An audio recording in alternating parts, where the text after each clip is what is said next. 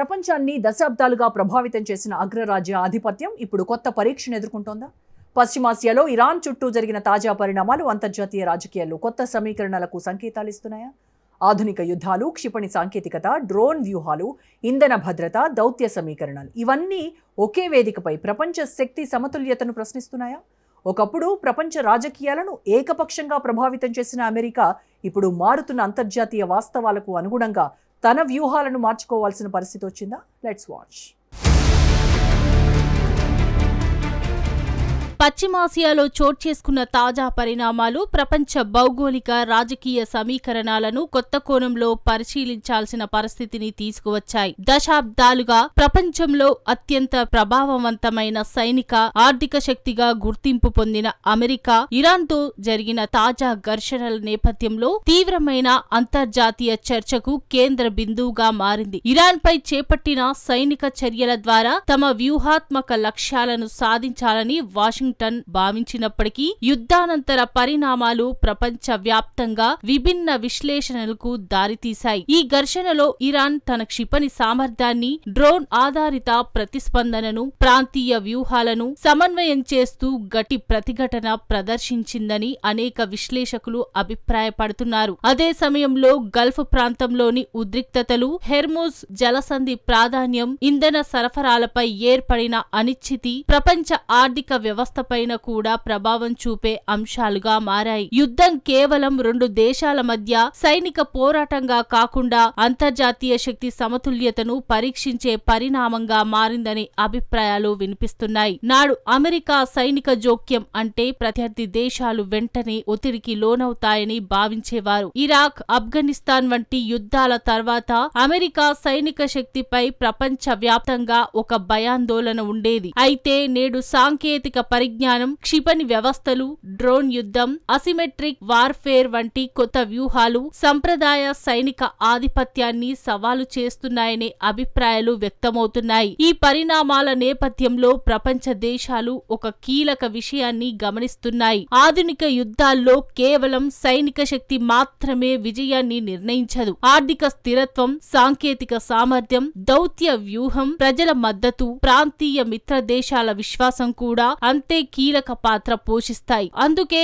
Iran సంక్షోభం కేవలం ఒక ప్రాంతీయ ఘర్షణగా కాకుండా మారుతున్న ప్రపంచ శక్తి సమీకరణాలకు ప్రతీకగా మారింది. ఇరాన్ సంక్షోభం ప్రపంచ సైనిక వ్యూహాల్లో చోటు చేసుకుంటున్న మార్పులను మరోసారి వెలుగులోకి తీసుకొచ్చింది. ఒకప్పుడు అత్యాధునిక యుద్ధ విమానాలు, విమాన వాహన నౌకలు, భారీ క్షిపణి నిరోధక వ్యవస్థలే విజయాన్ని నిర్ణయిస్తాయని భావించేవారు. అయితే నేడు తక్కువ వ్యయంతో తయారయ్యే డ్రోన్లు, బాలిస్టిక్ క్షిపణులు, అసిమెట్రిక్ వార్ఫేర్ వ్యూహాలు సంప్రదాయ సైనిక సిద్ధాంతాలను సవాలు చేస్తున్నాయని అనేక రక్షణ విశ్లేషకులు అభిప్రాయపడుతున్నారు. ఈ పరిణామం ప్రపంచంలోని అన్ని దేశాలను తమ రక్షణ విధానాలను పునఃసమీక్షించుకునేలా చేస్తోంది. నాడు ఒక దేశం వైమానిక దాడులతో ప్రత్యర్థి దేశాన్ని బలహీనపరచగలదనే అభిప్రాయం ఉండేది. అధునాతన ఆయుధాల ఆధిక్యమే విజయానికి ప్రధాన ప్రమాణంగా పరిగణించబడేది. కానీ నేడు యుద్ధం పూర్తిగా భిన్నంగా మారింది. తక్కువ ఖర్చుతో రూపొందించిన డ్రోన్లు, ఖచ్చితత్వంతో లక్ష్యాలను ఛేదించే క్షిపణులు,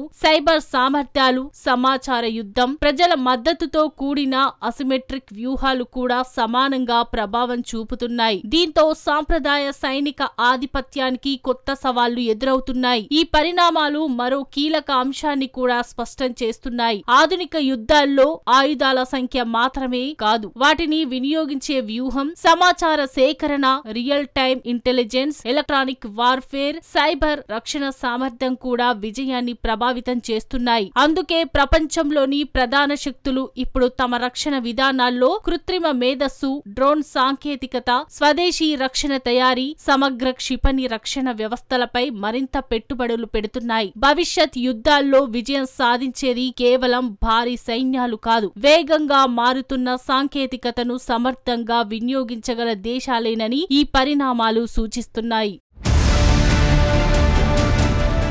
ఇరాన్ సంక్షోభం కేవలం యుద్ధ భూమికే పరిమితం కాలేదు. అది ప్రపంచ దౌత్య సంబంధాలు, ఇంధన భద్రత, అంతర్జాతీయ వాణిజ్యం, ప్రాంతీయ కూటములపై కూడా గణనీయమైన ప్రభావం చూపింది. పశ్చిమాసియాలో ప్రతి ఉద్రిక్తత ప్రపంచ చమురు మార్కెట్లను కుదిపేస్తుందనే విషయం మరోసారి స్పష్టమైంది. ముఖ్యంగా హోర్ముజ్ జలసంధి చుట్టూ ఏర్పడే ప్రతి పరిణామం ప్రపంచ ఇంధన సరఫరా గొలుసుపై ప్రభావం చూపుతుందనే ఆందోళన మరింత పెరిగింది. దీంతో ప్రపంచ ఆర్థిక వ్యవస్థలో అనిశ్చితి పెరగడంతో పాటు అనేక దేశాలు తమ ఇంధన వాణిజ్య వ్యూహాలను తిరిగి సమీక్షించే పరిస్థితి ఏర్పడింది. నాడు అమెరికా భద్రతా హామీలనే అనేక గల్ఫ్ దేశాలు ప్రధానంగా నమ్ముకునేవి. ప్రాంతీయ సంక్షోభాల సమయంలో వాషింగ్టన్ నాయకత్వమే స్థిరత్వానికి భరోసాగా భావించబడేది. కానీ నేడు పరిస్థితులు వేగంగా మారుతున్నాయి. గల్ఫ్ దేశాలు ఒకే శక్తిపై ఆధారపడకుండా బహుముఖ విదేశాంగ విధానాన్ని అనుసరిస్తూ చైనా, భారత్, రష్యా వంటి దేశాలతో